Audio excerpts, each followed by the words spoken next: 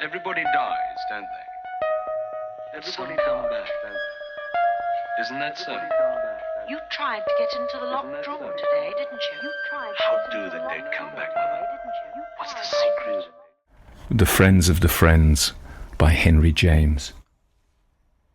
I find, as you prophesied, much that's interesting, but little that helps the delicate question, the possibility of publication. Her diaries are less systematic than I hoped. She only had a blessed habit of noting and narrating. She summarized, she saved. She appears seldom indeed to have let a good story pass without catching it on the wing. I allude, of course, not so much to things she heard as to things she saw and felt. She writes sometimes of herself, sometimes of others, sometimes of the combination. It's under this last rubric that she's usually most vivid. But it's not, you'll understand, when she's most vivid that she's always most publishable. To tell the truth, she's fearfully indiscreet, or has at least all the material for making me so. Take as an instance the fragment I send you after dividing it for your convenience into several small chapters. It's the contents of a thin blank book which I've had copied out and which has the merit of being nearly enough a rounded thing, an intelligible whole. These pages evidently date from years ago. I've read with the liveliest wonder the statement they so circumstantially make, and done my best to swallow the prodigy they leave to be inferred. These things would be striking, wouldn't they, to any reader, but can you imagine for a moment my placing such a document before the world, even though, as if she herself had desired the world should have the benefit of it, she has given her friends neither name nor initials? Have you any sort of clue to their identity? I leave her the floor. 1. I know perfectly, of course, that I brought it upon myself, but that doesn't make it any better. I was the first to speak of her to him. He had never even heard her mentioned. Even if I had happened not to speak, someone else would have made up for it. I tried afterwards to find comfort in that reflection, but the comfort of reflections is thin. The only comfort that counts in life is not to have been a fool. That's a beatitude I shall doubtless never enjoy. Why, you ought to meet her and talk it over, is what I immediately said. Birds of a feather flock together. I told him who she was, and that they were birds of a feather, because if he had had in youth a strange adventure, she had had about the same time just such another. It was well known to her friends, an incident she was constantly called on to describe. She was charming, clever, pretty unhappy, but it was none the less the thing to which she had originally owed her reputation. Being at the age of 18 somewhere abroad with an aunt, she had had a vision of one of her parents at the moment of death. The parent was in England, hundreds of miles away, and so far as she knew, neither dying nor dead. It was by day in the museum of some great foreign town. She had passed alone in advance of her companions into a small room containing some famous work of art, and occupied at that moment by 2 other persons. One of these was an old custodian. The second, before observing him, she took for a stranger, a tourist. She was merely conscious that he was bareheaded and seated on a bench. The instant her eyes rested on him, however, she beheld to her amazement her father, who, as if he had long waited for her, looked at her in singular distress and impatience that was akin to reproach. She rushed to him with a bewildered cry, "Papa, what is it?" But this was followed by an exhibition of still livelier feeling when, on her movement, he simply vanished, leaving the custodian and her relations, who were by that time at her heels, to gather round her in dismay.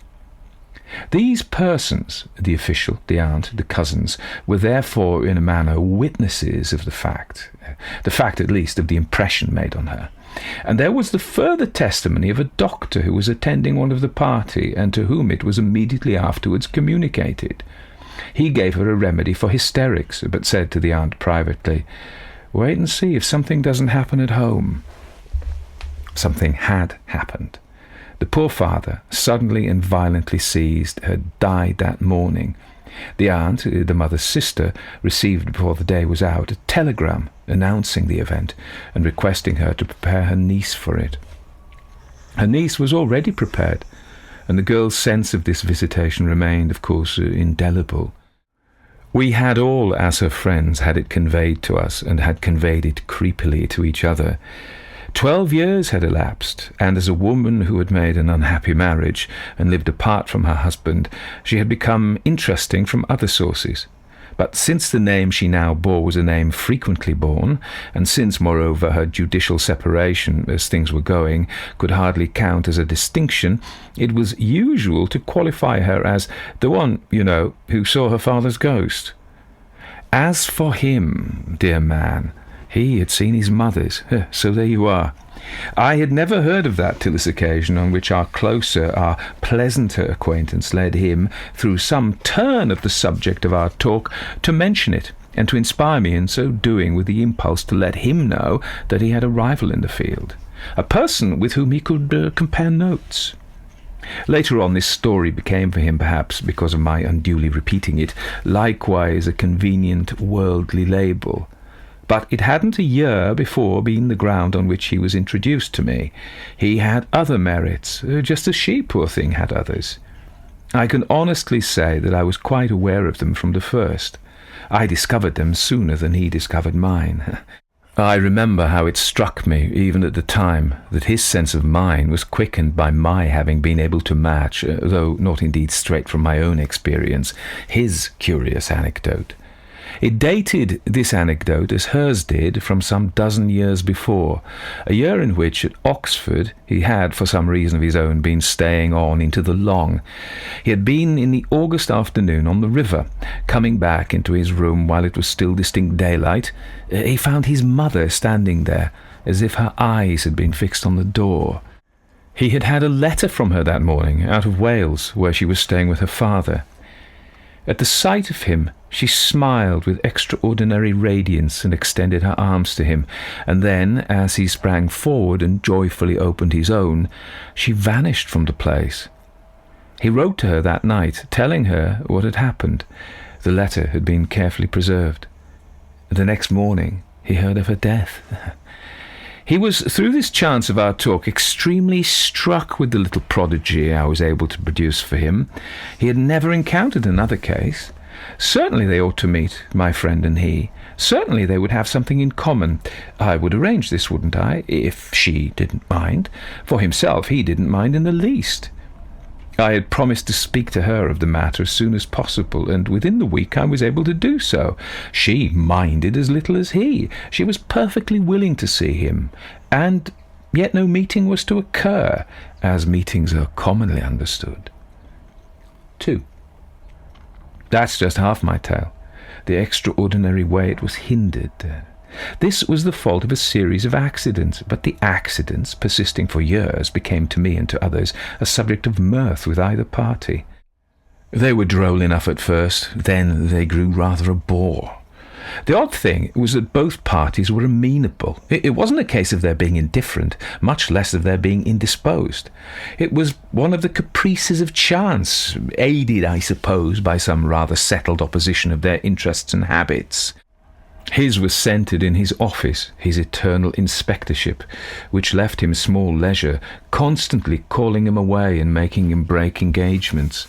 He liked society, but he found it everywhere and took it at a run. I never knew at a given moment where he was, and there were times when for months together I never saw him. She was on her side practically suburban. She lived at Richmond and never went out. She was a woman of distinction, but not of fashion, and felt, as people said, her situation. Decidedly proud and rather whimsical, she lived her life as she had planned it. There were things one could do with her, but one couldn't make her come to one's parties. One went indeed a little more than seemed quite convenient to hers, which consisted of her cousin, a cup of tea, and the view. The tea was good, but the view was familiar, though perhaps not like the cousin, a disagreeable old maid who had been part of the group at the museum and with whom she now lived, offensively so. This connection with an inferior relative, which had partly an economic motive, she proclaimed her companion a marvellous manager, was one of the little perversities we had to forgive her. Another was her estimate of the proprieties created by her rupture with her husband. That was extreme. Many persons called it even morbid. She made no advances. She cultivated scruples. She suspected, or I should perhaps rather say she remembered, slights. She was one of the few women I've known whom that particular predicament had rendered modest rather than bold. Dear thing, she had some delicacy, especially marked with the limits she had set to possible attentions from men. It was always her thought that her husband only waited to pounce on her. She discouraged, if she didn't forbid, the visits of male persons, not senile. She said she could never be too careful. When I first mentioned to her that I had a friend whom fate had distinguished in the same weird way as herself, I put her quite at liberty to say, "Oh, bring him out to see me." I should probably have been able to bring him, and a situation perfectly innocent, or at any rate comparatively simple, would have been created. But she uttered no such word. She only said, "I must meet him certainly, yes, I shall look out for him." That caused the first delay, and meanwhile various things happened. One of them was that as time went on she made, charming as she was, more and more friends, and that it regularly befell that these friends were sufficiently also friends of his to bring him up in conversation. It was odd that without belonging, as it were, to the same world, or according to the horrid term, the same set, my baffled pair should have happened in so many cases to fall in with the same people and make them join in the droll chorus. She had friends who didn't know each other, but who inevitably and punctually recommended him. She had also the sort of originality, the intrinsic interest that led her to be kept by each of us as a private resource, cultivated jealously, more or less in secret, as a person whom one didn't meet in society, whom it was not for everyone, whom it was not for the vulgar to approach, and with whom, therefore, acquaintance was particularly difficult and particularly precious. We saw her separately, with appointments and conditions, and found it made, on the whole, for harmony not to tell each other. Somebody had always had a note from her still later than somebody else. There was some silly woman who for a long time, among the unprivileged, owed to 3 simple visits to Richmond a reputation for being intimate with lots of awfully clever out-of-the-way people. Everyone has had friends it has seemed a happy thought to bring together, and everyone remembers that his happiest thoughts have not been his greatest successes. But I doubt if there was ever a case in which the failure was in such direct proportion to the quantity of influence set in motion. It's really perhaps here the quantity of influence that was most remarkable. My lady and my gentleman each pronounced it to me and others quite a subject for a roaring farce. The reason first given had with time dropped out of sight, and 50 better ones flourished on top of it. They were so awfully alike. They had the same ideas and tricks and tastes, the same prejudices and superstitions and heresies. They said the same things and sometimes did them. They liked and disliked the same persons and places, the same books, authors and styles. There were touches of resemblance even in their looks and features. It established much of a propriety that they were in common parlance equally nice and almost equally handsome. But the great sameness, for wonder and chatter, was their rare perversity in regard to being photographed. They were the only persons ever heard of who had never been taken and who had a passionate objection to it. They just wouldn't be, no, not for anything anyone could say. I had loudly complained of this, him in particular. I had so vainly desired to be able to show on my drawing-room chimney-piece in a Bond Street frame. It was at any rate the very liveliest of all the reasons why they ought to know each other, all the lively reasons reduced to naught by the strange law that had made them bang so many doors in each other's face, made them the buckets in the well, the 2 ends of the seesaw, the 2 parties in the state, so that when one was up, the other was down. When one was in, the other was out. Neither by any possibility entering a house till the other had left it, or leaving it all unawares till the other was at hand. They only arrived when they had been given up, which was precisely also when they departed. They were, in a word, alternate and incompatible. They missed each other with an inveteracy that could be explained only by its being preconcerted. It was, however, so far from preconcerted that it had ended literally after several years by disappointing and annoying them. I don't think their curiosity was lively till it had been proved utterly vain. A great deal was of course done to help them, but it merely laid wires for them to trip. To give examples, I should have had to take notes, but I happen to remember that neither had ever been able to dine on the right occasion. The right occasion for each was the occasion that would be wrong for the other. On the wrong one, they were most punctual, and there were never any but wrong ones.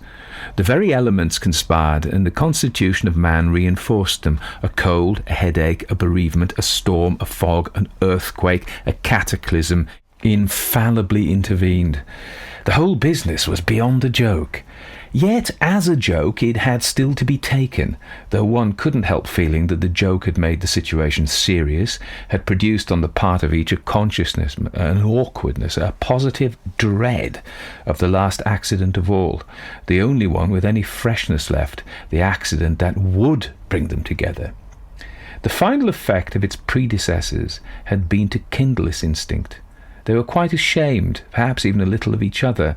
So much preparation, so much frustration, what indeed could be good enough for it all to lead up to? A mere meeting would be mere flatness. Did I see them at the end of years, they often asked, just stupidly confronted? If they were bored by the joke, they might be worse bored by something else. They made exactly the same reflections, and each in some manner was sure to hear of the others. I really think it was this particular diffidence that finally controlled the situation. I mean that if they had failed for the first year or two because they couldn't help it, they kept up the habit because they had, what shall I call it, grown nervous. It really took some lurking volition to account for anything both so regular and so ridiculous. 3. When, to crown our long acquaintance, I accepted his renewed offer of marriage, it was humorously said, I know, that I had made a gift of his photograph of condition. This was so far true that I had refused to give him mine without it.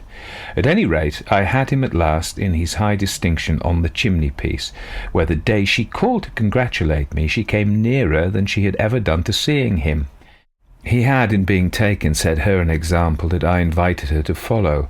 He had sacrificed his perversity. Wouldn't she sacrifice hers? She, too, must give me something on my engagement. Wouldn't she give me the companion piece? She laughed and shook her head. She had head shakes whose impulse seemed to come from as far away as the breeze that stirs a flower. The companion piece to the portrait of my future husband was the portrait of his future wife. She had taken her stand. She could depart from it as little as she could explain it. It was a prejudice, an entêtement, a vow. She would live and die unphotographed. Now, too, she was alone in that state. She was what she liked. It made her so much the more original. She rejoiced in the fall of her late associate, and looked a long time at his picture, about which she made no memorable remark, though she even turned it over to see the back. About our engagement she was charming, full of cordiality and sympathy. "You've known him even longer than I've not," she said, "and that seems a very long time." She understood how we had jogged together over hill and dale, and how inevitable it was that we should now rest together. I'm definite about all this because what followed is so strange that it's a kind of relief to me to mark the point up to which our relations were as natural as ever. It was I myself who, in a sudden madness, altered and destroyed them. I see now that she gave me no pretext, and that I only found one in the way she looked at the fine face in the Bond Street frame. How then would I have had her look at it? What I had wanted from the first was to make her care for him. Well, that was what I still wanted, up to the moment of her having promised me she would on this occasion really aid me to break the silly spell that had kept them asunder. I had arranged with him to do his part if she would as triumphantly do hers. I was on a different footing now. I was on a footing to answer for him. I would positively engage that at 5 on the following Saturday he should be on that spot. He was out of town on pressing business, but pledged to keep his promise to the letter, would return on purpose and in abundant time. "Are you perfectly sure?" I remember she asked, looking grave and considering. I thought she had turned a little pale. She was tired, she was indisposed. It was a pity he was to see her after all at so poor a moment. If he only could have seen her 5 years before. However, I replied that this time I was sure, and that success therefore depended simply on herself. At 5 o'clock on the Saturday, she would find him in a particular chair I pointed out, the one in which he usually sat, and in which, though this I didn't mention, he had been sitting when the week before he put the question of our future to me in the way that had brought me round. She looked at it in silence, just as she had looked at the photograph, while I repeated for the 20th time that it was too preposterous one shouldn't somehow succeed in introducing to one's dearest friend one's second self. "Am I your dearest friend?" she said, with a smile that for a moment brought back her beauty. I replied by pressing her to my bosom, after which she said, "Well, I'll come. I'm extraordinarily afraid, but you may count on me." When she had left me, I began to wonder what she was afraid of, for she had spoken as if she fully meant it. The next day, late in the afternoon, I had 3 lines from her. She had found on getting home the announcement of her husband's death. She hadn't seen him for 7 years, but she wished me to know it in this way before I should hear of it in another. It made, however, in her life, strange and sad to say, so little difference that she would scrupulously keep her appointment.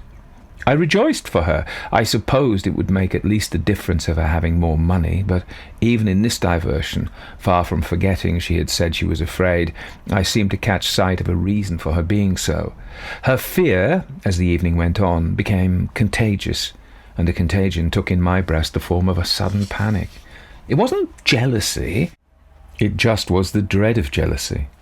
I called myself a fool for not having been quiet till we were man and wife. After that, I should somehow feel secure. It was only a question of waiting another month, a trifle surely for people who had waited so long. It had been plain enough she was nervous, and now she was free, her nervousness wouldn't be less. What was it, therefore, but a sharp foreboding? She had been hitherto the victim of interference, but it was quite possible she would henceforth be the source of it. The victim in that case would be my simple self. What had the interference been but the finger of Providence pointing out a danger? The danger was, of course, for poor me. It had been kept at bay by a series of accidents, unexampled in their frequency. But the reign of accident was now visibly at an end. I had an intimate conviction that both parties would keep the tryst. It was more and more impressed on me that they were approaching, converging. They were like the seekers for the hidden object in the game of blindfold. They had one, and the other began to burn. We had talked about breaking the spell. Well, it would be effectually broken, unless indeed it should merely take another form and overdo their encounters as it had overdone their escapes. This was something I couldn't sit still for thinking of. It kept me awake. At midnight I was full of unrest. At last I felt there was only one way of laying the ghost. If the reign of accident was over, I must just take up the succession. I sat down and wrote a hurried note which would meet him on his return, and which, as the servants had gone to bed, I sallied forth bareheaded into the empty, gusty street to drop into the nearest pillar-box. It was to tell him that I shouldn't be able to be home in the afternoon as I had hoped, and that he must postpone his visit till dinner-time. This was an implication that he would find me alone. 4. When accordingly at 5 she presented herself, I naturally felt false and base. My act had been a momentary madness, but I had at least, as they say, to live up to it. She remained an hour. He, of course, never came, and I could only persist in my perfidy. I thought it best to let her come. Singular as this now seems to me, I held it diminished my guilt. Yet as she sat there so visibly white and weary, stricken with the sense of everything her husband's death had opened up, I felt a really piercing pang of pity and remorse. If I didn't tell her on the spot what I had done, it was because I was too ashamed. I feigned astonishment. I feigned it to the end. I protested that if ever I had had confidence, I had had it that day. I blush as I tell my story. I take it as my penance. There was nothing indignant I didn't say about him. I invented suppositions, attenuations. I admitted in stupefaction, as the hands of the clock travelled, that their luck hadn't turned. She smiled at this vision of their luck, but she looked anxious. She looked unusual. The only thing that kept me up was the fact that, oddly enough, she wore mourning. No great depths of crape, but simple and scrupulous black. She had in her bonnet 3 small black feathers. She carried a little muff of astrakhan. This put me, by the aid of some acute reflection, a little in the right. She had written to me that the sudden event made no difference for her, but apparently it made as much difference as that. If she was inclined to the usual forms, why didn't she observe that of not going the first day or 2 out to tea? There was someone she wanted so much to see that she couldn't wait till her husband was buried. Such a betrayal of eagerness made me hard and cruel enough to practice my odious deceit, though at the same time, as the hour waxed and waned, I suspected in her something deeper still than disappointment and somewhat less successfully concealed. I mean a strange underlying relief, the soft low emission of the breath that comes when a danger is past. What happened as she spent her barren hour with me was that at last she gave him up. She let him go forever. She made the most graceful joke of it that I've ever seen made of anything, but it was for all that a great day in her life. She spoke with her mild gaiety of all the other vain times, the long game of hide-and-seek, the unprecedented queerness of such a relation. For it was, or had been, a relation, wasn't it? Hadn't it? That was just the absurd part of it. When she got up to go, I said to her that it was more a relation than ever, but that I hadn't the face after what had occurred to propose to her for the present another opportunity. It was plain that the only valid opportunity would be my accomplished marriage. Of course, she would be at my wedding. It was even to be hoped that he would. If I am, he won't be. I remember the high quaver and the little break of her laugh. I admitted there might be something in that. The thing was, therefore, to get us safely married first. That won't help us. Nothing will help us, she said as she kissed me farewell. I shall never, never see him. It was with those words she left me. I could bear her disappointment, as I've called it, but when a couple of hours later I received him at dinner, I discovered I couldn't bear his. The way my manoeuvre might have affected him hadn't been particularly present to me, but the result of it was the first word of reproach that had ever dropped from him yet.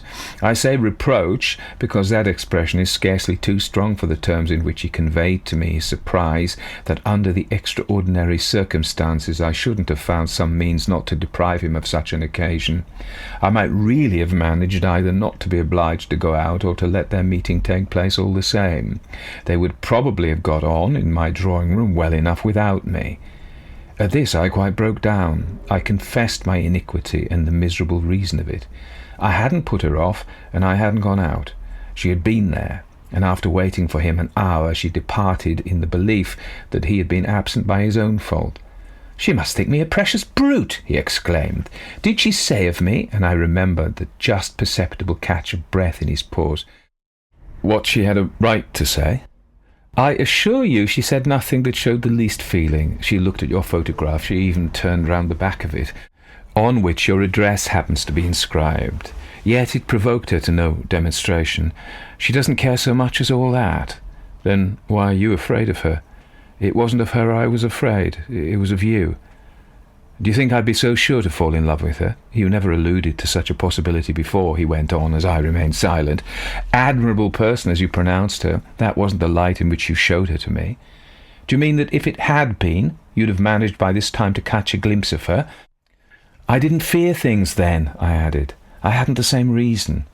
He kissed me at this, and when I remembered that she had done so an hour or 2 before, I felt for an instant as if he were taking from my lips the very pressure of hers. In spite of kisses, the incident had shed a certain chill, and I suffered horribly from the sense that he had seen me guilty of a fraud. He had seen it only through my frank avowal, but I was as unhappy as if I had a stain to efface. I couldn't get over the manner of his looking at me when I spoke of her apparent indifference to his not having come. For the first time since I had known him, he seemed to have expressed a doubt of my word. Before we parted, I told him that I'd undeceive her, start the first thing in the morning for Richmond, and there let him know he had been blameless. At this he kissed me again. I'd expiate my sin, I said. I'd humble myself in the dust. I'd confess and ask to be forgiven. At this, he kissed me once more. 5. In the train the next day, this struck me as a good deal for him to have consented to, but my purpose was firm enough to carry me on. I mounted the long hill to where the view begins, and then I knocked at her door.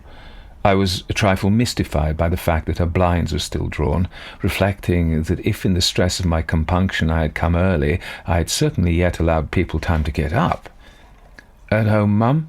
She has left home for ever." I was extraordinarily startled by this announcement of the elderly parlour-maid. "She's gone away." "She's dead, Mum, please." Then, as I gasped at the horrible word, "She died last night." The loud cry that escaped me sounded even in my own ears like some harsh violation of the hour. I felt for the moment as if I had killed her. I turned faint and saw through a vagueness the woman hold out her arms to me. Of what happened next I've no recollection, nor of anything but my friend's poor stupid cousin in a darkened room, after an interval that I suppose very brief, sobbing at me in a smothered, accusatory way. I can't say how long it took me to understand, to believe, and then to press back with an immense effort that pang of responsibility, which superstitiously, insanely, had been at first almost all I was conscious of. The doctor, after the fact, had been superlatively wise and clear. He was satisfied of a long latent weakness of the heart, determined probably years before by the agitation and terrors to which her marriage had introduced her. She had had in those days cruel scenes with her husband. She had been in fear of her life. All emotion, everything in the nature of anxiety and suspense, had been after that to be strongly deprecated, as in her marked cultivation of a quiet life she was evidently well aware. But who could say that anyone, especially a real lady, might be successfully protected from every little rub? She had had one a day or two before in the news of her husband's death, since there were shocks of all kinds, not only those of grief and surprise. For that matter, she had never dreamed of so near a release. It had looked uncommonly as if he would live as long as herself. Then, in the evening, in town, she had manifestly had some misadventure. Something must have happened there that it would be imperative to clear up. She had come back very late. It was past 11 o'clock, and on being met in the hall by her cousin, who was extremely anxious, had allowed she was tired and must rest a moment before mounting the stairs. They had passed together into the dining-room, her companion proposing a glass of wine and bustling to the sideboard to pour it out. This took but a moment, and when my informant turned round, our poor friend had not had time to seat herself. Suddenly, with a small moan that was barely audible, she dropped upon the sofa. She was dead. What unknown little rub had dealt her the blow? What concussion, in the name of wonder, had awaited her in town? I mentioned immediately the one thinkable ground of disturbance, her having failed to meet at my house, to which, by invitation for the purpose, she had come at 5 o'clock, the gentleman I was to be married to, who had been accidentally kept away, and with whom she had no acquaintance whatever. This obviously counted for little, but something else might easily have occurred.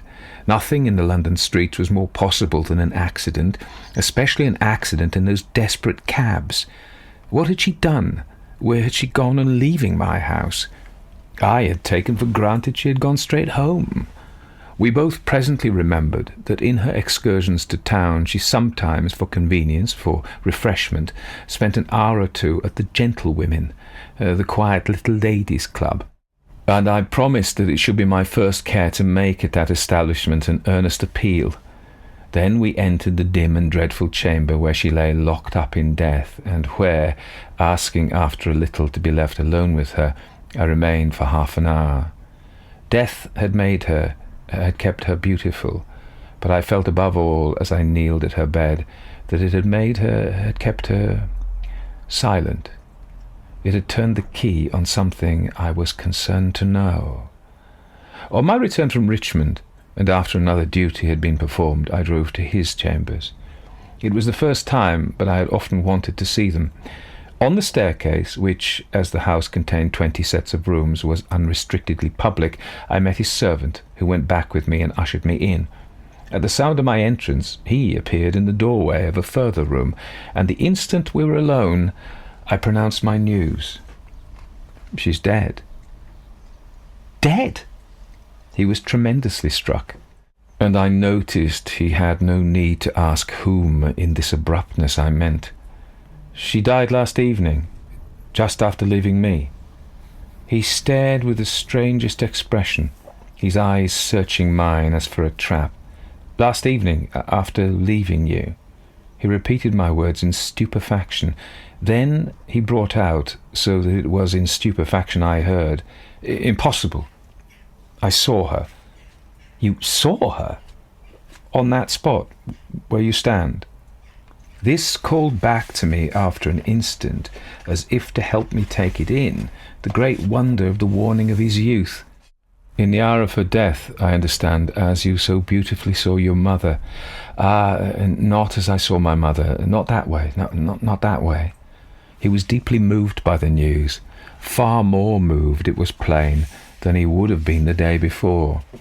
It gave me a vivid sense that, as I had then said to myself, there was indeed a relation between them, and that he had actually been face to face with her.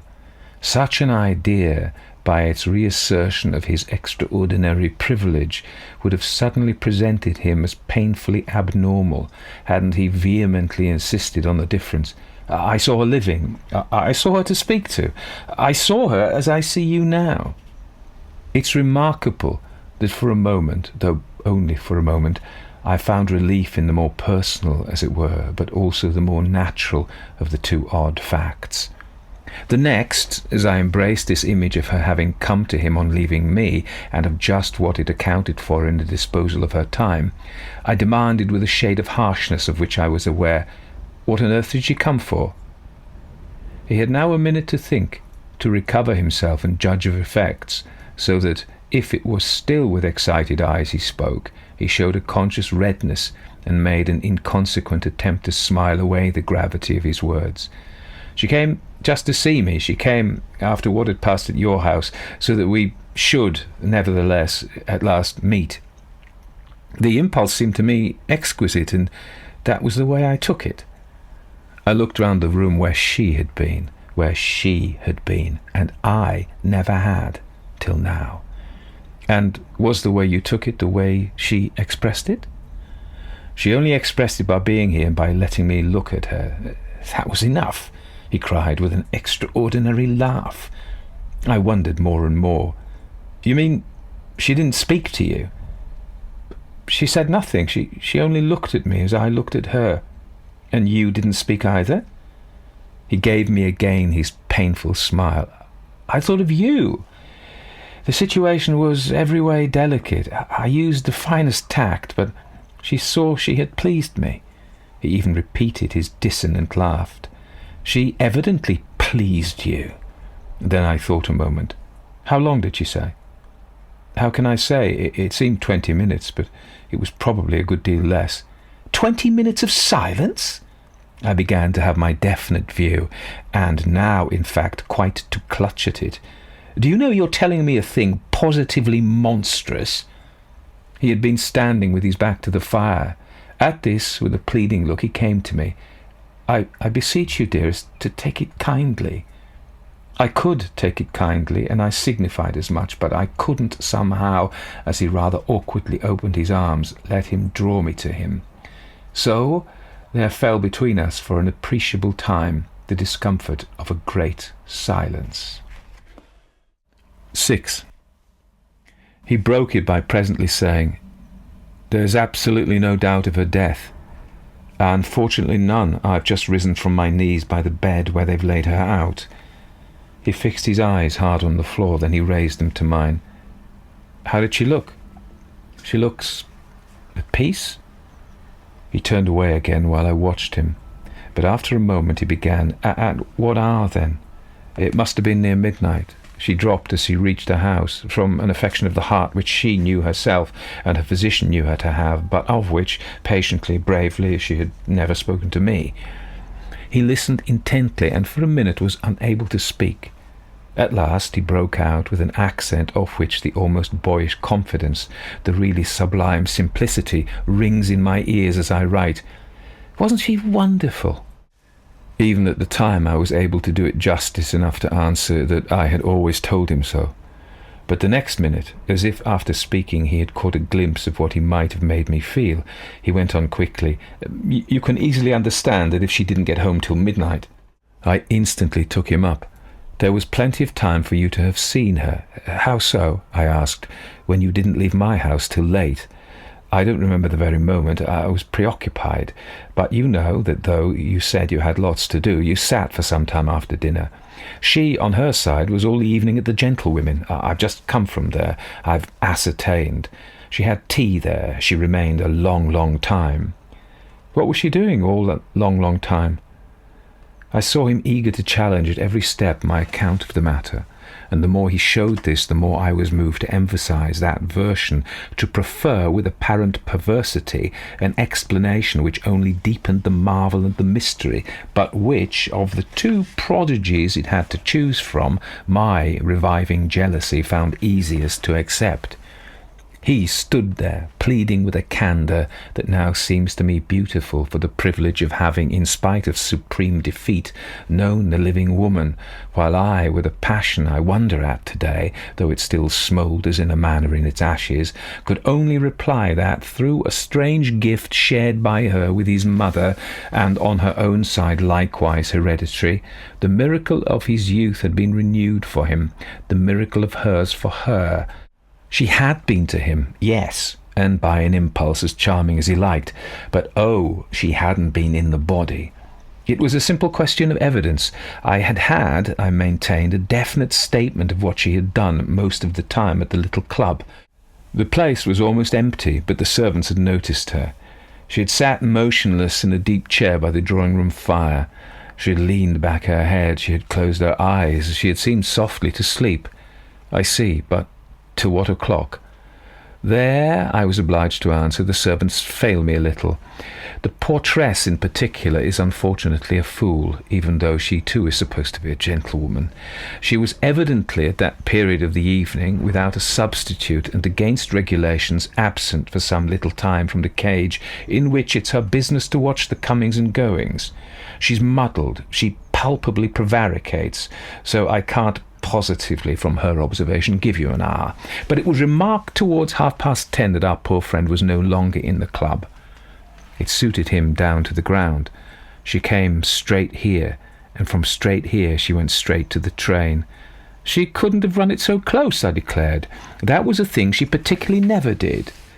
There was no need of running it close, my dear. She had plenty of time. Your memory's at fault about my having left you late. I left you, as it happens, unusually early. I'm sorry my stay with you seemed long, for I was back here by 10. To put yourself into slippers, I retorted, and fall asleep in your chair. You slept till morning. You saw her in a dream. He looked at me in silence, and with sombre eyes that showed me he had some irritation to repress. Presently I went on. You had a visit at an extraordinary hour from a lady, Soin. Nothing in the world's more probable, but there are ladies and ladies. How, in the name of goodness, if she was unannounced and dumb, and you had, into the bargain, never seen the least portrait of her, how could you identify the person we're talking of? Haven't I, to absolute satiety, heard her described? I'll describe her for you in every particular. Don't! I cried with a promptness that made him laugh once more. I coloured at this, but I continued. Did your servant introduce her? He wasn't here. He's always away when he's wanted. One of the features of this big house is that from the street door the different floors are accessible practically without challenge. My servant makes love to a young person employed in the rooms above these, and he had a long bout of that last evening. When he's out on that job, he leaves my outer door on the staircase so much ajar as to enable him to slip back without a sound. The door then only requires a push. She pushed it. That simply took a little courage. A little? It took tons, and it took all sorts of impossible calculations. Well, she had them. She made them. Mind you, I don't deny for a moment, he added, that it was very, very wonderful. Something in his tone kept me a time from trusting myself to speak. At last I said, "How did she come to know where you live?" By remembering the address on the little label the shop people happily left sticking to the frame I had had made for my photograph. "And how was she dressed?" "In mourning, my own dear. No great depths of crape, but simple and scrupulous black.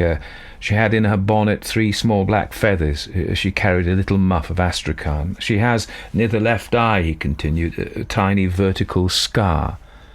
I stopped him short. The mark of a caress from her husband. Then I added, "How close she must have been to her." He made no answer to this, and I thought he blushed, observing which I broke straight off. "Well, goodbye. You won't stay a little?" He came to me again tenderly, and this time I suffered him. "Her visit had its beauty," he murmured as he held me, "but yours has a greater one." I let him kiss me, but I remembered, as I had remembered the day before, that the last kiss she had given, as I supposed in this world, had been for the lips he touched. "I'm life, you see," I answered. "What you saw last night was death." "It was life. It was life." He spoke with a soft stubbornness. I disengaged myself. We stood looking at each other hard. You describe the scene, so far as you describe it at all, in terms that are incomprehensible. She was in the room before you knew it. I looked up from my letter writing at that table under the lamp. I'd been wholly absorbed in it, and she stood before me. Then what did you do? I sprang up with an ejaculation, and she, with a smile, laid her finger ever so warningly, yet with a sort of delicate dignity, to her lips. I knew it meant silence, but the strange thing was that it seemed immediately to explain and justify her. We at any rate stood for a time that, as I've told you, I can't calculate, face to face. It was just as you and I stand now. Simply staring? He shook an impatient head. We're not staring. Yes, but we're talking. Well, we were, after a fashion. He lost himself in the memory of it. It was as friendly as this. I had on my tongue's end to ask if that was saying much for it, but I made the point instead that what they had evidently done was to gaze in mutual admiration. Then I asked if his recognition of her had been immediate. "Not quite," he replied, "for of course I didn't expect her, but it came to me long before she went who she was, who only she could be." I thought a little. "And how did she at last go?" "Just as she arrived. The door was open behind her and she passed out." "Was she rapid? Slow?" Rather quick, but looking behind her," he smiled to add. "I let her go, for I perfectly knew I was to take it as she wished." I was conscious of exhaling a long, vague sigh. "Well, you must take it now as I wish. You must let me go." At this he drew near me again, detaining and persuading me, declaring with all due gallantry that I was a very different matter. I'd have given anything to been able to ask him if he had touched her, but the words refused to form themselves. I knew to the last tenth of a tone how horrid and vulgar they'd sound. I said something else, I forget exactly what. It was feebly tortuous, and intended, meanly enough, to make him tell me without my putting the question. But he didn't tell me. He only repeated, as from a glimpse of the propriety of soothing and consoling me, the sense of his declaration of some minutes before, the assurance that she was indeed exquisite, as I had always insisted, but that I was his real friend, and his very own for ever. This led me to reassert, in the spirit of my previous rejoinder, that I had at least the merit of being alive, which in turn drew from him again the flash of contradiction I dreaded. Oh, she was alive. She was. She was. She was dead. She was dead, I asseverated with an energy, a determination it should be so, which comes back to me now almost as grotesque. But the sound of the word as it rang out filled me suddenly with horror, and all the natural emotion the meaning of it might have evoked in other conditions gathered and broke in a flood. It rolled over me that here was a great affection quenched, and how much I had loved and trusted her. I had a vision at the same time of the lonely beauty of her end. "She's gone, she's lost to us for ever," I burst into sobs. That's exactly what I feel," he exclaimed, speaking with extreme kindness and pressing me to him for comfort. "She's gone. She's lost to us forever. So what does it matter now?"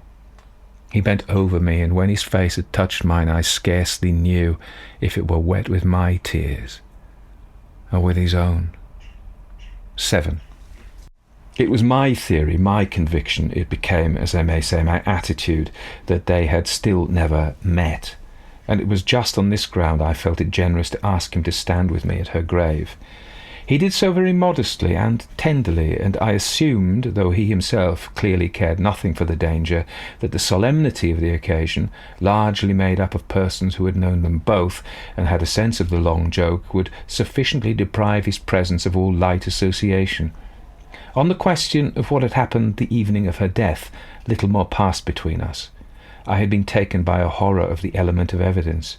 On either hypothesis it was gross and prying.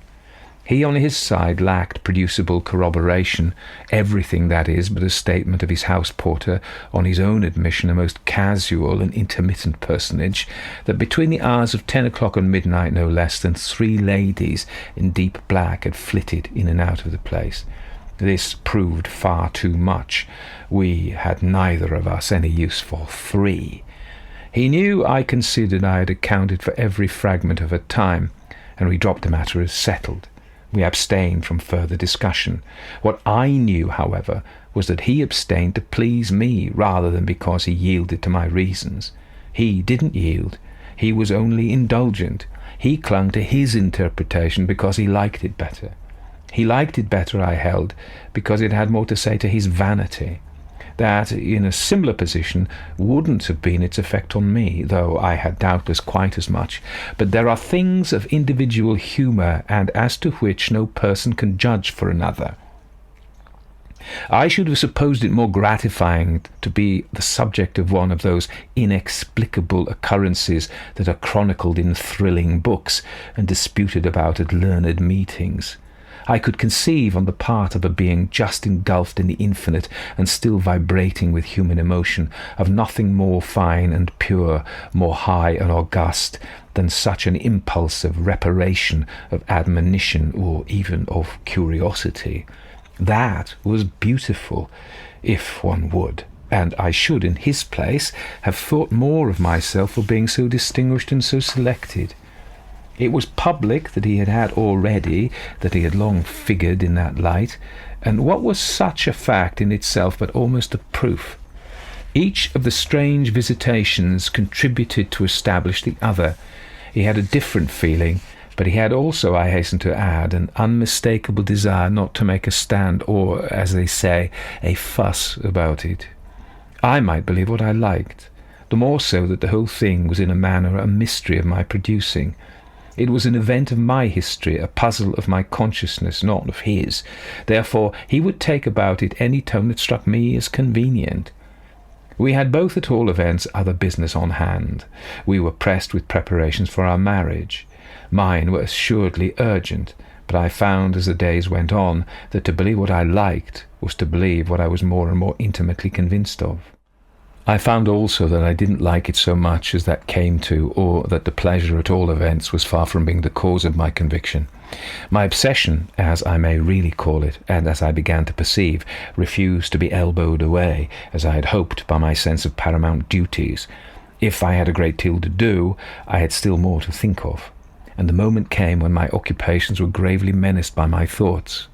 I see it all now, I feel it, I live it over. It's terribly void of joy, it's full indeed to overflowing of bitterness, and yet I must do myself justice. I couldn't have been other than I was. The same strange impressions, had I to meet them again, would produce the same deep anguish, the same sharp doubts, the same still sharper certainties. Oh, it's all easier to remember than to write, but even could I retrace the business hour by hour, could I find terms for the inexpressible, the ugliness and the pain would quickly stay my hand. Let me then note very simply and briefly that a week before our wedding day, 3 weeks after her death, I knew in all my fibres that I had something very serious to look in the face, and that if I was to make this effort, I must make it on the spot, and before another hour should elapse. My unextinguished jealousy, that was the Medusa mask. It hadn't died with her death, it had lividly survived, and it was fed by suspicions unspeakable. They would be unspeakable today, that is, if I hadn't felt the sharp need of uttering them at the time. This need took possession of me to save me, as it seemed, from my fate. When once it had been done so, I saw in the urgency of the case, the diminishing hours and shrinking interval, only one issue, that of absolute promptness and frankness. I could at least not do him the wrong of delaying another day. I could at least treat my difficulty as too fine for a subterfuge. Therefore, very quietly, but none the less abruptly and hideously, I put it before him on a certain evening that we must reconsider our situation and recognize that it had completely altered. He stared bravely. How in the world altered? Another person has come between us. He took but an instant to think. I won't pretend not to know whom you mean. He smiled in pity for my aberration, but he meant to be kind. A woman dead and buried. She's buried, but she's not dead. She's dead for the world. She's dead for me. But she's not dead for you. You hark back to the different constructions we put on her appearance that evening. No, I answered. I hark back to nothing. I've no need of it. I've more than enough with what's before me. And pray, darling, what may that be? You're completely changed. By that absurdity, he laughed. Not so much by that one as by other absurdities that have followed it. And what may they have been? We had faced each other fairly, with eyes that didn't flinch, but his had a dim, strange light, and my certitude triumphed in his perceptible paleness. Do you really pretend, I asked, not to know what they are? My dear child, he replied, you describe them too sketchily. I considered a moment. One may well be embarrassed to finish the picture, but from that point of view, and from the beginning, what was ever more embarrassing than your idiosyncrasy? He invoked his vagueness, a thing he always did beautifully. My idiosyncrasy? Your notorious, your peculiar power. He gave a great shrug of impatience, a groan of overdone disdain. Oh, my peculiar power! Your accessibility to forms of life, I coldly went on. Your command of impressions, appearances, contacts, closed for our gain or our loss to the rest of us. That was originally a part of the deep interest with which you inspired me. One of the reasons I was amused. I was indeed positively proud to know you. It was a magnificent distinction. It's a magnificent distinction still, but of course I had no prevision then of the way it would operate now. And even had that been the case, I should have had none of the extraordinary way in which its action would affect me. To what in the name of goodness, he pleadingly inquired, are you fantastically alluding? Then, as I remained silent, gathering a tone for my charge, how in the world does it operate? He went on, and how in the world are you affected? She missed you for 5 years, I said, but she never misses you now. You're making it up. Making it up. He had begun to turn from white to red. You see her every night. He gave a loud sound of derision, but I felt it ring false. She comes to you as she came that evening, I declared. Having tried it, she found she liked it. I was able, with God's help, to speak without blind passion or vulgar violence. But those were the exact words, and far from sketchy they then appeared to me, that I uttered. He had turned away in his laughter, clapping his hands at my folly, but in an instant he faced me again with a change of expression that struck me. Do you dare deny, I then asked, that you habitually see her? He had taken the line of indulgence, of meeting me halfway and kindly humouring me. At all events, he, to my astonishment, suddenly said, Well, my dear, what if I do? It's your natural right. It belongs to your constitution and your wonderful, if not perhaps quite enviable fortune. But you'll easily understand that it separates us. I unconditionally release you. Release me. You must choose between me and her. He looked at me hard. I see. Then he walked away a little, as if grasping what I had said and thinking how he had best treat it. At last he turned on me afresh. How on earth do you know such an awfully private thing? You mean because you've tried so hard to hide it? It is awfully private, and you may believe that I shall never betray you. You've done your best, you've acted your part, you've behaved, poor dear, loyally and admirably. Therefore, I've watched you in silence, playing my part too. I've noted every drop in your voice, every absence in your eyes, every effort in your indifferent hand. I've waited till I was utterly sure and miserably unhappy. How can you hide it when you're abjectly in love with her, when you're sick almost to death with the joy of what she gives you? I checked his quick protest with a quicker gesture. You love her as you've never loved. And passion for passion, she gives it straight back. She rules you. She holds you. She has you all. A woman in such a case as mine divines and feels and sees. She's not a dull dunce who has to be credibly informed. You come to me mechanically, compunctiously, with the dregs of your tenderness and the remnant of your life. I can renounce you, but I can't share you. The best of you is hers. I know what it is, and I freely give you up to her forever. He made a gallant fight, but it couldn't be patched up. He repeated his denial, he retracted his admission, he ridiculed my charge, of which I freely granted him, moreover, the indefensible extravagance. I didn't pretend for a moment we were talking of common things.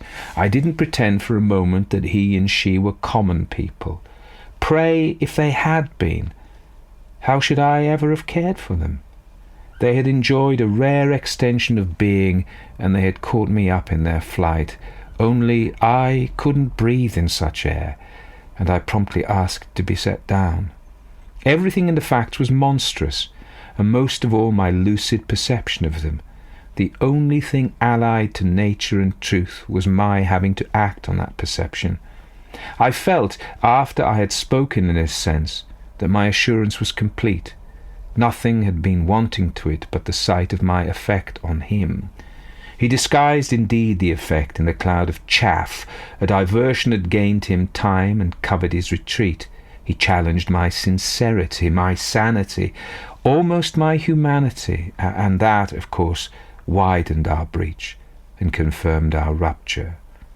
He did everything, in short, but convinced me either that I was wrong or that he was unhappy. We separated, and I left him to his inconceivable communion. He never married any more than I've done. When 6 years later, in solitude and silence, I heard of his death, I hailed it as a direct contribution to my theory. It was sudden, it was never properly accounted for. It was surrounded by circumstances in which, I took them to pieces, I distinctly read an intention, the mark of his own hidden hand. It was the result of a long necessity, of an unquenchable desire. To say exactly what I mean, it was a response to an irresistible call.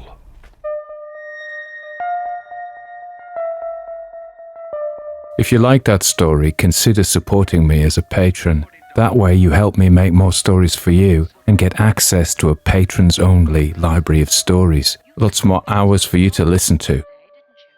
How do the dead come back, Mother? What's the secret of the dead come back? So that was The Friends of the Friends by Henry James.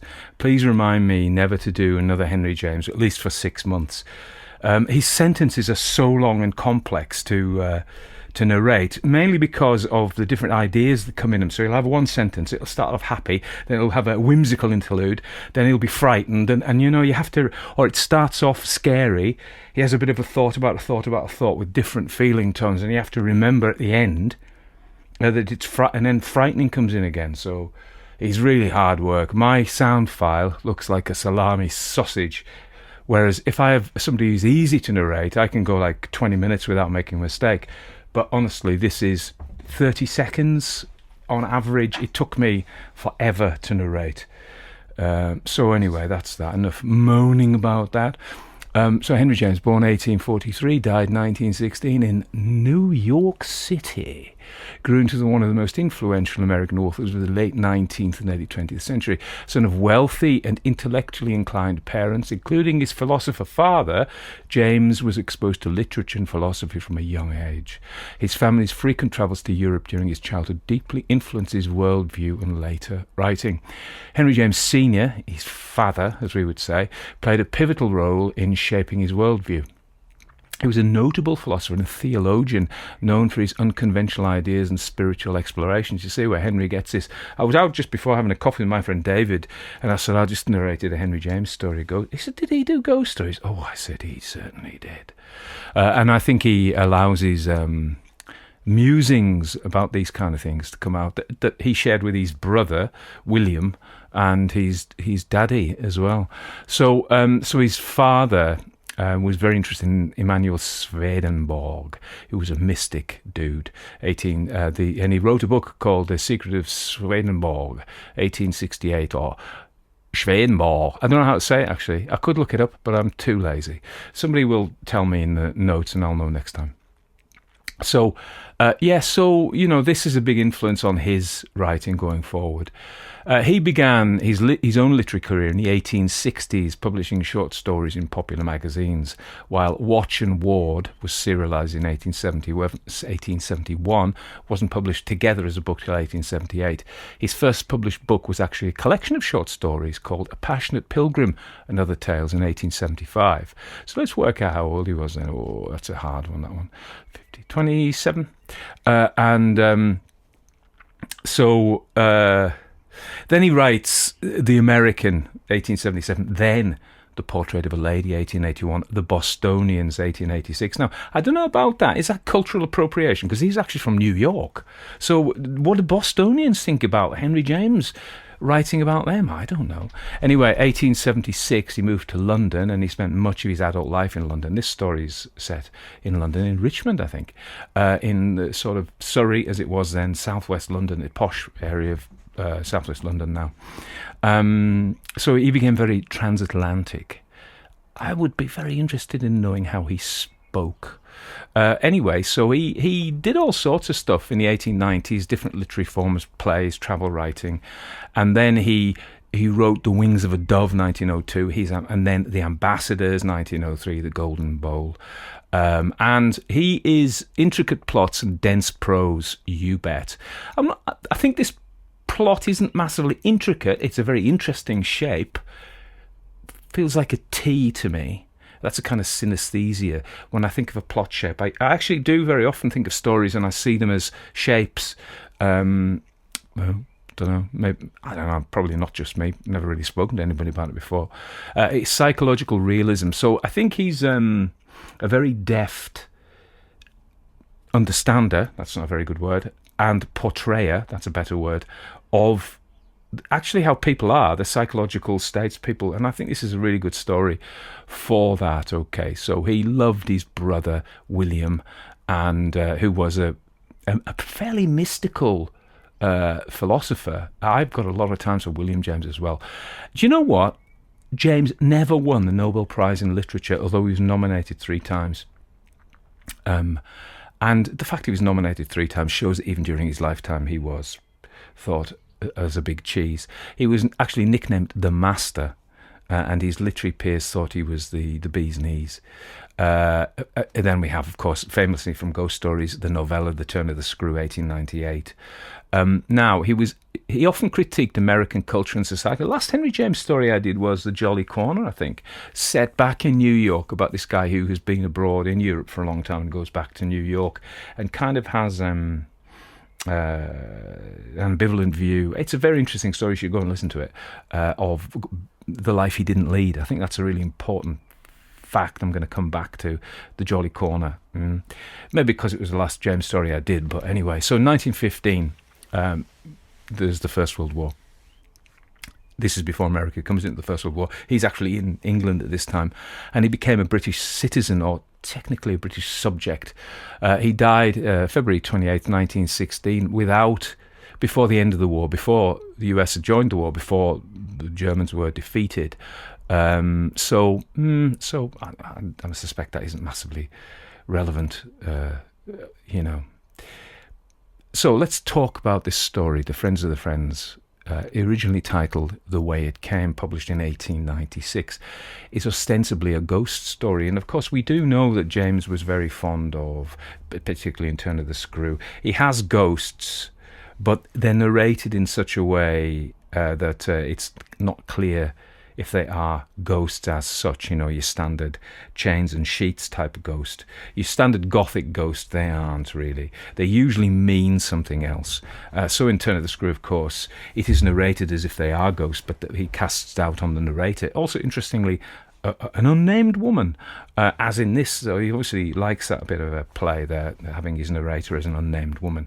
And in that, we think, oh, well, she was crackers, really, so she just imagined them. In The Jolly Corner, we also have that ambiguity. Was our man, we're going to come back to him, but did he imagine this doppelganger that he saw?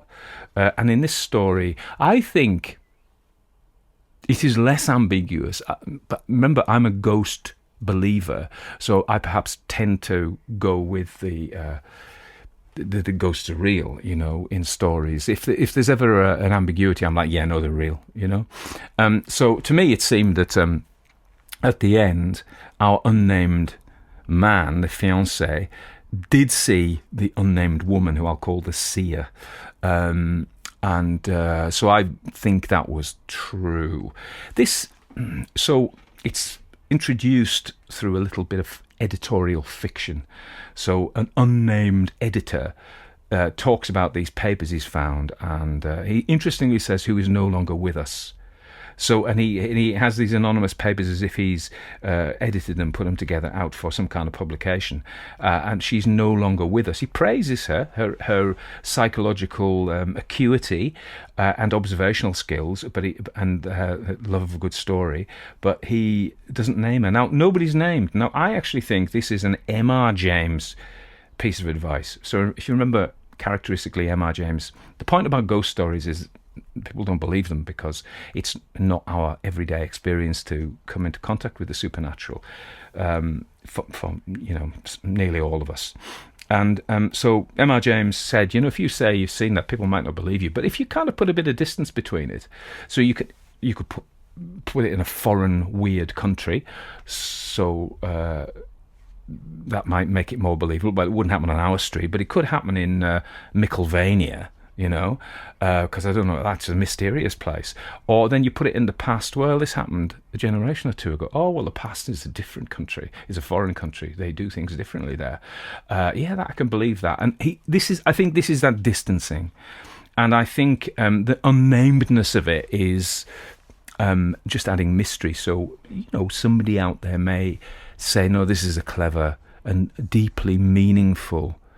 It has a lot of meaning. I think it's a literary piece of craft. I don't think it has a meaning at all. And there's a thing called ellipsis, which is a rhetorical device whereby you introduce something and you don't name it. So you'd say something like, the man walked down the street and stopped looking at her window. So we've now got two questions in our head. We've opened some questions, these open loops. Who is the man? Who is the window? And I think there's a weird thing about psychology. If we have an open loop, an unanswered question, we're just desperate to find out. So it draws us in. So I think this not naming is just a device to pull us into the story. I think it's a literary device. I'm not saying it's a cheap device. It certainly works. But I don't think it has any deeper meaning. That's me. Some people do disagree with me, you know, which is, you know, I totally accept that people have different views from mine. Mine are right, obviously, but you know, they're allowed their own. I'm joking, just in case you didn't get it and you threw your coffee mug at the wall. So what is this about, this story? So the story goes, there's a woman, and she tells us about these people she knows who are very similar.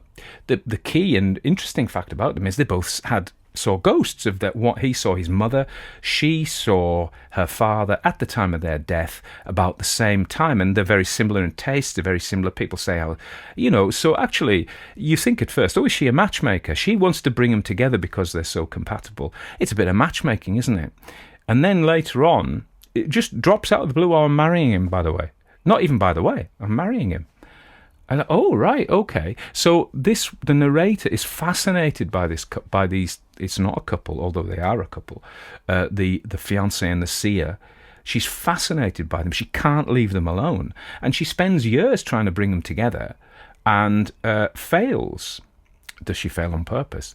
So that's the first thing, and then we see how fascinated she is with the man because she wants to marry him. Anyway. I'm going to just jump aside to talk about crisis apparitions, because these visions that they saw are technically what's known as crisis apparitions.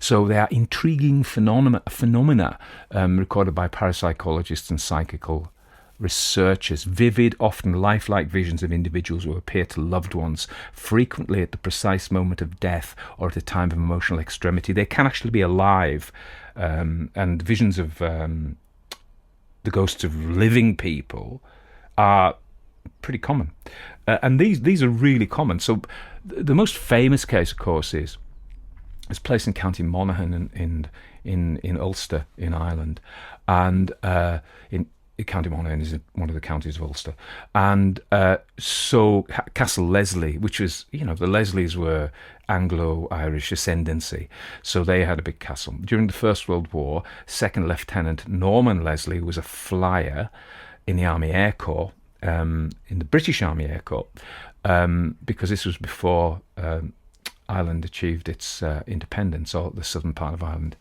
Ooh, throwing cups of coffee at the wall there. You can't actually skirt controversial things, but this is just a fact. So the mother, Lady Marjorie Leslie, resting in her room at Castle Leslie, saw Norman standing at the foot of her bed. He's in France, as far as she knows. He looked at her and then vanished. She later received confirmation that he died in combat the same day. And this actual incident is supposed to be the inspiration for W. Yeats's poem An Irish Airman Foresees His Death. The Society for Psychical Research, founded in 1882, actually published a book of studies of this kind of thing called Phantasms of the Living, although they're about to die, in 1886. It was Edmund Gurney, Frederick Myers and Frank Podmore did this. You can probably still find it on the internet. So the SPR collected some really interesting cases, and these are just like a real handful, but I thought I'd give you a flavour. So the Percival and Lowell case. Percival Lowell, and the American astronomer, reportedly appeared to his colleague W.H. Pickering at the time of his death. Pickering claimed to see Lowell enter the observatory, speak to him, and vanish. The timing later aligned with Lowell's passing. There's loads of stories like this, actually. There's loads popping up in my mind now. The Wilmot apparition. In one of the most famous cases, a woman awoke to see her fiancé standing in her room. He looked at her and disappeared. She later learned he died at sea that night. So she had written to a friend about the vision before the news of his death arrived. So it's actually she was a witness to it. It wasn't like she thought, I'll tell you what, I'll make this up. Lord Brougham's doppelganger in Sweden. So Henry Brougham, later Lord Chancellor of Great Britain, saw the apparition of his old friend John G. Brougham, who was a noted skeptic, and recorded the event in his diary. He later learned that John G. had died around that time. The case of Miss A and Miss B. In a well-documented SPR case, Miss A saw her friend Miss B in her bedroom, visibly distressed. She later discovered Miss B had died in an accident at the exact time of the vision. Family corroboration supported the timing. The Hammersmith Ghost, 1803, in London. Whilst not a classic crisis apparition, the case involved repeated sightings of a ghost in Hammersmith believed to be the spirit of a suicide victim. Panic escalated to the point that an innocent man was shot dead after being mistaken for the ghost. That's pretty bad luck. It demonstrates the power of collective belief in spectral appearances. I don't know why I've put that in. That's got nothing to do with it. So these things are not unknown, and listen, Henry James would have been, book was published before he wrote this story, Phantasms of the Living, and he his brother was interested in this kind of thing, his dad was interested in this kind of thing, so Henry would have said that. So I was thinking about this story a lot and what it is it about. And I went through it and I looked at it. Oh, is it from a Freudian lens? Is it the return of the repressed and all that? And I thought, no, I don't think so. I don't think so. So let's say this unnamed narrator, first of all, she's fascinated by these people who've both had this experience, but interestingly, I think this is important, have both spoken openly about it, probably opening them to ridicule. Also, remember that this woman is living apart from her husband, another scandalous thing, and living quite openly, and she doesn't go to parties, she doesn't want to, so she's living a free life in many ways. She's kind of living the life, and damn what society thinks, if she sees crisis apparitions, so what? If she doesn't want to live with a horrible violent husband, so what? If she doesn't want to go to parties and cluck around at social events, so what? She'll do what she wants. Okay, I think that's important. And the fiancé, in the same way, has been open about this. Is honest enough and authentic enough. I think that's an important word to say this. Okay, so let's talk about authenticity as an issue. So if you know anything about existentialism, a philosophical movement that sort of came about in the 20th century, really, so a little bit later, although the father of existentialism is the Danish Kierkegaard's, Soren Kierkegaard's, and he was writing in the 19th century about resisting the crowd, being the single individual, i.e. the individualist who lives before God. Very Protestant idea, to be honest. So living the life that he's given, not just fitting in with society, and the importance of that. And this becomes a real theme, and we have people like Jean-Paul Sartre, Camus, particularly the French, the existentialists, who talk about the important thing in life is living your life, the life you're given. And this becomes a really important thing in the 20th century. And we can perhaps look at the German philosopher Friedrich Nietzsche, who talks about, famously, God is dead and we have killed him, to badly paraphrase. So the issue, what Nietzsche correctly, I think, said was, as the 19th century went on with the growth of science and the sneering at what they would call superstition and the spiritual, and being, very, very materialist, God was no longer believed in the same way by the avant-garde. And it later crept in, so classic Christianity has withered. It may be coming back, but it withered in Europe, from Europe being, rigidly, and parts of Europe are more so than others, but rigidly, and happened mainly first in the Protestant countries, and then secondarily in the Catholic countries. But it fell apart under the assault of scientific materialism. And just listen to Richard Dawkins as a really good voice for that view. And the point was, as Nietzsche was making, before that, all our authority about who to believe, what to do, all our rules were based on the church ultimately, and underpinned by the Christian faith. And once you get rid of that, everything potentially falls apart. We have to find something else. And so I think through the 20th century, early 25th, I'm getting ahead of myself, 21st century, we've struggled with knowing what we should believe anymore. We're no longer told what we should believe. And I think I was talking to David, as I said when I was at coffee, about we don't know what to believe anymore. We don't know who to trust. When I was growing up, if the BBC said something in the UK, or perhaps the Queen said something, or the vicar said something, or your school teacher said something, or the NHS said something, or scientists said something, or the Prime Minister said something, we believed them. We believed their authority. And I don't think we do anymore. None of them. We sadly, most of them are not necessarily the late Queen, but I think nobody really trusts them anymore. So if they say this is true, you see around you, nobody knows. And I think this is exactly what Nietzsche was saying. And so this calls up this existentialist need to live your authentic life, to be authentic, to live with what's given you. Okay. What more do I want to say about this? So yeah, we have Sartre. Let's talk about Sartre and Heidegger, the German Heidegger, of course, Martin Heidegger. So Sartre has this term called mauvaise foi, bad faith. If you live in bad faith, you're not being authentic with yourself. And I think this is, even though this story predates existentialism, remember that Henry James was a fantastic cataloguer, observer, narrator, historian of the social mores of his upper middle class friends, and they are massively bound by these rules. And I think what we're seeing here is we have the fiancé and the seer woman who are fascinating to our narrator because they're authentic. They live, particularly the woman, live their lives despite the tittle tattle or the looking down on them by polite society. Whereas she is absolutely, she does everything. She, what we get the impression of her. She's an absolute little bourgeoise lady, and she does everything properly. She goes and socializes. She has the right attitudes. She gets married, and she makes all the preparations for the marriage. She does everything conventionally, and yet she's drawn to these two because they're not conventional, and she sees in them twins of each other.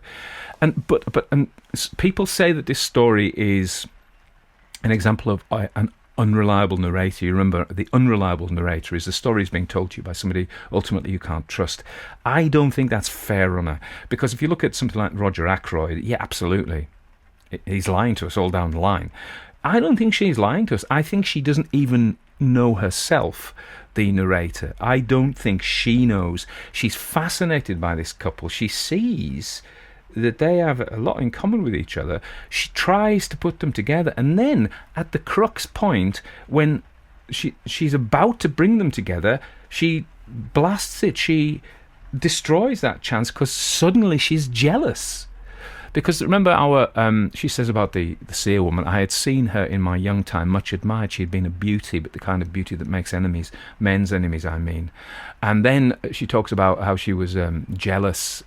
She's a mixture. And I'm like, and this is sort of like a dramatic irony, because remember, dramatic irony is where we as the reader, the listener, we can see things happening that the narrator and the characters in the story can't see. We can see what's around the corner, but they aren't able to see it. So we have this, oh no, it's like watching a train coming, oh no. We know what's going to happen. We see this. Yeah, well, what did you think? And then, oh, she's jealous. And she's tremendously jealous. But she's fascinated because they're authentic and she isn't. And I think that's exactly what the story's about. She missed you for 5 years, but she never misses you now. You see her every night. Yeah. So she's talking to her fiancé, and she realizes that this other woman is his dream lover in the real sense, and that she is far more a match for him than our little traditional narrator could ever be. I feel bad for her, mind, but I think that's what's going on, and I think to me, it's a really great story for that reason. And I'm less interested in whether the fiancé actually sees a dead woman. I think he does, if you'd ask me. But I mean, I accept that other people may think differently. And I think that's what it's about. Bad faith. And this is very much, we talk about the Jolly Corner. So we have the Jolly Corner, and in that case, you remember the story, he goes back, I can't remember his name now, I've got it written down here, but I can't see it.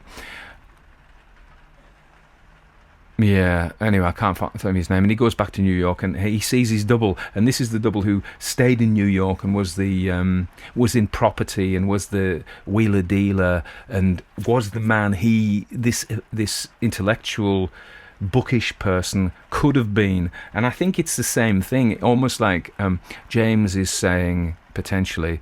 This is this is the real life. This is a red-blooded life. This is a living life, and you've abstracted yourself and lived according to rules and conventions, and not embodied yourself in the life and not being authentic. And so that's what I think this story is about. So James's ghost story is thus existential rather than gothic. The haunting is a haunting of possibility. The woman the narrator might have been, she couldn't have been. The love she might have had, the life she could not bear to live. She couldn't be that woman. I think she was fascinated with the seer because she would have loved to have been her, but she just wasn't brave enough, or didn't have it in her. It's like, we're not, I mean, if you said to me, Tony, actually, you should be an accountant, I couldn't be an accountant. In the same way I couldn't be a professional footballer. I was never made that way. So my authenticity is to rabbit on about all this kind of stuff. And that's the real me. Anyway, fascinating story. So, yeah, it's a great story. He's a great author. However, he's very hard to narrate.